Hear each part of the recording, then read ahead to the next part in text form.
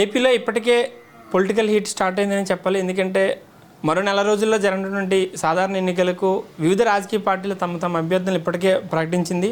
అటు లోక్సభ ఇటు శాసనసభ అభ్యర్థులను కూడా ప్రకటించింది. అలాగే ఆంధ్రప్రదేశ్లో ఇటీవల కాలంలో కొత్తగా ఏర్పడినటువంటి జయభారత్ పార్టీ కూడా తమ తమ అభ్యర్థుల్ని ఇప్పటికే ప్రకటించింది. అయితే 2 రోజుల క్రితం భీమిలి నియోజకవర్గ ఎమ్మెల్యే అభ్యర్థిగా జయభారత్ పార్టీ తరపు నుంచి ఇలిపిల్లి అనిల్ కుమార్ని ప్రకటన జరిగింది. ప్రస్తుతం అంతా ఆయన యొక్క అభ్యర్థిత్వంపై అలాగే ఆయన ఎమ్మెల్యేగా పోటీ చేసే దీనిపై ఆయనతో మాట్లాడి ప్రయత్నం చేద్దాం. సార్ నమస్తే అనిల్ గారు.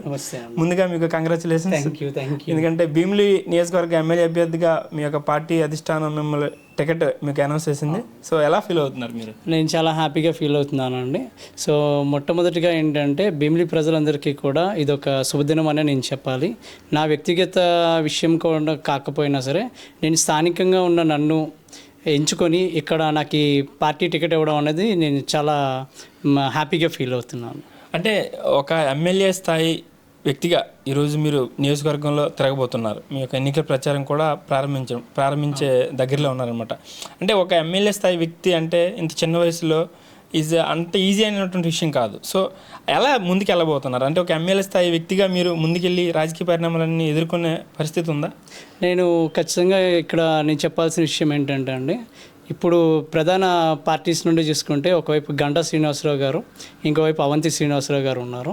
సో మేబీ ఎలక్షన్స్ మూమెంట్లో వాళ్ళు చెప్తున్న ఈ 2-3 డిస్కషన్స్లో కూడా ఏంటంటే అవంతి గారు నేను చాలా చాలా బాగా అభివృద్ధి చేశాను భీమిలి మొత్తాన్ని అని చెప్తున్నారు. అలాగే గంటా శ్రీనివాసరావు గారు నాకు ఇండివిజువల్ చరిష్మా ఉంది, పార్టీ క్యాడర్ చాలా బాగుంది, అసలు నా గెలుపుకి ఆటంకం ఏం లేదు, నేను మెజారిటీయే కౌంట్ చేసుకోవాలనే విషయం చెప్తున్నారు.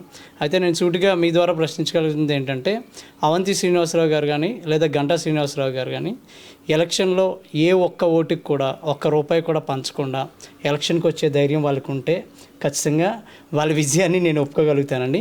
బట్ వాళ్ళు ఎప్పుడైతే సరే ఎలక్షన్కి డబ్బులు పంచి గెలిచే పరిస్థితికి వచ్చారనుకో ఖచ్చితంగా ఆ విజయం నాదని నేను అనుకుంటానండి. అంటే మీరన్నట్టే ఒకవైపు వైసీపీ నుంచి అవంతి శ్రీనివాసరావు అలాగే కూటమి అభ్యర్థిగా గంటా శ్రీనివాసరావు ఉన్నారు. అంటే ఇంత హేమహేమలు తలపడినప్పుడు మీలాంటి కొత్తగా రాజకీయాలకు వచ్చి కొత్తగా మీ పార్టీ కూడా కొత్తగా రాజకీయంగా పార్టీగా పుట్టుకొచ్చిన పార్టీ, సో వీళ్ళందరినీ దాటుకొని మీరు ఈ నియోజకవర్గంలో చాలామంది అవకాశం ఉందనుకుంటున్నారా? ఉంటుందండి. ఎందుకంటే the best example is Kamareddy election మీరు ఆల్రెడీ తెలంగాణలో చూశారు. హేమహేమిలు అంటే ఇక్కడ వీళ్ళు మినిస్టర్లే, కానీ అక్కడ డైరెక్ట్గా సీఎం క్యాండిడేట్లే ఓడిపోయిన పరిస్థితులు ఉన్నాయి. సో భీమిలిలో ఖచ్చితంగా కామారెడ్డి ఎలక్షన్ రిజల్ట్ రిపీట్ అవుతుంది. భీమిలి ప్రజలందరూ నన్ను ఖచ్చితంగా ఎన్నుకుంటారు. నన్ను ఎన్నుకోవడం అంటే వాళ్ళని వాళ్ళు ఎన్నుకున్నట్టే, అది రిప్రజెంటేషన్ అవుతుంది. అంటే ఇప్పుడు అనిల్ గారు రాజకీయ ప్రణాళిక ఏంటి? ఇప్పుడు ఈ క్షణం నిన్న 2 రోజుల కిందట మీకు అనౌన్స్ అయింది మీరు ఎమ్మెల్యే అభ్యర్థిగా. సో నెక్స్ట్ మీరు ఏ విధమైన ప్రణాళికతో ముందుకు వెళ్ళబోతున్నారు? ఒక పాయింట్ అండి. సో ఇప్పుడు వరకు మేము చూసిన అనాలిసిస్లో ఏంటంటే కొంచెం రూరల్ బ్యాక్గ్రౌండ్లో ఉన్న వాళ్ళు కాకుండా ఎవరైతే ఎడ్యుకేటెడ్ పీపుల్ ఉన్నారో ఎడ్యుకేటెడ్ పీపుల్ ఖచ్చితంగా మా పార్టీకి మంచిగా మొగ్గు చూపుతున్నారు. సో మేము వాళ్ళ ద్వారానే మిగతా వాళ్ళని కూడా మోటివేట్ చేయడానికి ట్రై చేస్తున్నాము. అండ్ ఎప్పుడైతే ఈ క్యాండిడేచర్ వచ్చిందో నాకు చాలా ఫోన్ కాల్స్ కూడా రావడం జరిగింది. And irrespective of the parties and పార్టీలకు అతీతంగా కూడా చాలామంది కంగ్రాచులేట్ చేశారు. అండ్ ఖచ్చితంగా వాళ్ళ సపోర్ట్ నాకు ఉంటుందని కూడా చెప్పారు. ఫ్రాంక్లీ అది నేను ఎక్స్పెక్ట్ చేయలేదు, but I'm feeling very happy in that. అంటే సాధారణంగా ఇప్పుడు ఒక జనాలు మనసులను మనం చూరగొనాలనుకుంటే వాళ్ళకి ఒక రకమైన భరోసా కావచ్చు, లేదంటే ఒక ధైర్యం కావచ్చు, ఒక హామీ లాంటిది ఏదైనా కావచ్చు. సో అలాంటి విధానంలో మీరు ఏ విధమైనటువంటి ధైర్యం వాళ్ళకి కల్పిస్తారు? వాళ్ళ ప్రేమను మీరు ఎలా పొందుతారండి? నేను ఒకే విషయం చెప్తానండి భీమిలి ప్రజలందరికీ, నేను గెలిచి అసెంబ్లీలో అడుగు పెడితే మన భీమిలి ప్రజలు అసెంబ్లీలో అడుగుపెట్టినట్టేనండి. అండ్ మన గొంతు మనం సొంతంగా వినిపించుకునే స్వేచ్ఛ మనకు వస్తుంది. మనకి ఎక్కడో ఉన్న ఎంవిపి కాలనీలో ఉన్నవాళ్ళు లేదంటే మన సీతందార్ నుండి ఉన్న వాళ్ళు అవసరం లేదు. మనల్ని మనం పాలించుకుందాం. ఖచ్చితంగా లోకల్గా ఉన్న క్యాండిడేట్స్ని ఈ రోజు ఉన్న పరిస్థితిలో ఎలా తొక్కి వీళ్ళు టికెట్లు తెచ్చుకున్నారో కూడా మన అందరికీ తెలుసు. సో అలా కాకుండా స్థానికంగా ఉన్న వాళ్ళని మీరు ఆదరించండి, మనం ఖచ్చితంగా ముందుకు వెళ్ళగలుగుతాం. భీమిలి అభివృద్ధిలో మనందరం పాటుపడదాం. అని ఇప్పుడు మీ పార్టీ అధ్యక్షులు జేడి లక్ష్మీనారాయణ నుంచి మీకు ఎటువంటి భరోసా కల్పించారు? మీకు ఎటువంటి ఆదేశాలు ఇచ్చారు? అంటే సాధారణంగా ఒక వ్యక్తిని ఎమ్మెల్యేగా పెట్టాలంటే వాళ్ళ యొక్క బ్యాక్గ్రౌండ్, వాళ్ళ పొలిటికల్ ఇది చూసుకున్న తర్వాత వాళ్ళకి టికెట్ ఇచ్చే అవకాశం ఉంది. సో మీకు టికెట్ ఇచ్చారంటే మిమ్మల్ని ఏ విధంగా చూసి మీకు ఆయన టికెట్ ఇచ్చారనుకుంటున్నారు?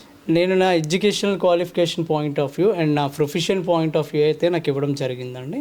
అండ్ నాకు సమాజం పట్ల ఉన్న ఒక దృక్పథి కానీ లేదంటే సమాజం పట్ల ఉన్న ఒక బాధ్యత కానీ ఆయనకి నేను వివరించడం జరిగింది. అది చూసి ఆయన మనకి ఖచ్చితంగా మీరు భీమిలి నుంచి పోటీ చేయండి అని చెప్పడం జరిగింది. సో ఆ విధంగానే నాకు ఈ టికెట్ అనేది కేటాయించారు. మీ గ్రామస్తుల నుంచి కావచ్చు, లేదంటే మీ యొక్క సామాజిక వర్గానికి సంబంధించి మీ వెల్ విషర్స్, మీ చుట్టాలు, బంధువుల నుంచి ఎటువంటి రెస్పాన్స్ వస్తుంది మీరు ఎమ్మెల్యే అభ్యర్థిగా టికెట్ అనౌన్స్ చేసిన తర్వాత? ఒక విషయంకి వచ్చినప్పటికీ అందరూ చాలా హ్యాపీగా ఉన్నారండి. ఫస్ట్ పాయింట్ ఎందుకంటే ఈ రోజున ఇక్కడ భీమిలిలో ఉన్న పరిస్థితిలో చాలా ఉత్కంఠ నెలకొంది. అండ్ చాలా ప్లేసుల్లో టికెట్లు రాని అభ్యర్థులు కూడా చాలామంది ఉన్నారు. ఒక పార్టీ దగ్గర నుంచి మనకి టికెట్ ఇంత తక్కువ టైంలో టికెట్ సాధించడం అనేది ఆషామాషి విషయం కాదు. సో దానికి పార్టీలకు అతీతంగా చాలామంది నాకు కంగ్రాచులేషన్స్ చెప్పారు. అది నేను హ్యాపీగా ఫీల్ అవుతున్నాను. అండ్ వ్యక్తిగతంగా నేను ఎవరితో అయితే మాట్లాడుతున్నాను వాళ్ళందరూ కూడా ఖచ్చితంగా నీకు సపోర్ట్ చేస్తాము. అండ్ ఇది మనకు వచ్చిన మంచి అవకాశం. ఈ అవకాశాన్ని మనం నిరూపించుకుంటేనే మనం ముందుకు వెళ్ళగలుగుతాం అన్న విషయం చెప్తున్నారండి. సో నాకు ఆ హోప్ కూడా ఉంది. అంటే చివరిగా అనిల్ గారు ఎన్నికలకి మానసికంగా అన్ని అంటే ఒక్కటనే కాదు చాలా రంగాలుగా మనం సిద్ధమై ఉండాలి. అన్ని విధాలుగా మీరు ఎన్నికలకు సిద్ధమేనా? నేను అన్ని రకాలుగా ఎన్నికలకి సిద్ధంగానే ఉన్నానండి. సో ఒక విషయం నేను ఇక్కడ మీకు చెప్పదలుచుకున్నాను ఏంటంటే, ఫస్ట్ ఆఫ్ ఆల్ నేను ఎలక్షన్ కన్నా ముందు పొలిటికల్ దీనిలో తీసుకునేటప్పటికి భీమిలి చాలా పెద్ద నియోజకవర్గం, చాలా హేమాహేమీలు ఉన్నారు. భీమిలి సీట్లు కూడా చాలా యుద్ధాలు కూడా జరిగినట్టే ఒక రకంగా. అంత సిచ్యువేషన్ ఉన్న భీమిలికి ఎందుకు నువ్వు కంటెస్ట్ చేయడం అన్న వెర్షన్స్ కూడా అనిపించాయి. కానీ ఒక విషయం నేను చెప్పదలసింది ఏంటంటే, ఈ రోజుకైనా సరే ఒకరు ముందుకు రావాలి. ఓకేనండి, ఎన్ని రోజులు మనం ఇంకా వెనకబడుతుంటాం.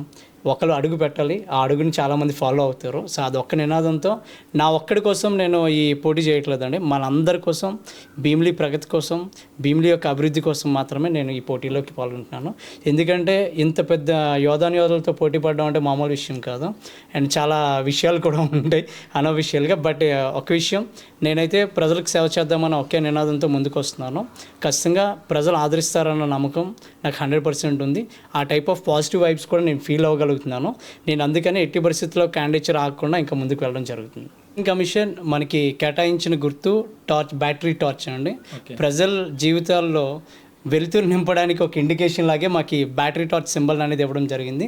భీమిలి ప్రజలందరూ కూడా ఈవీఎంలో బ్యాటరీ టార్చ్ సింబల్ మీద వేసి నన్ను అఖండ మెజారిటీతో గెలిపిస్తారని నేను మంచి నమ్మకంతో ఉన్నాను. సో వాళ్ళకి నేను కూడా అభ్యర్థిస్తున్నాను.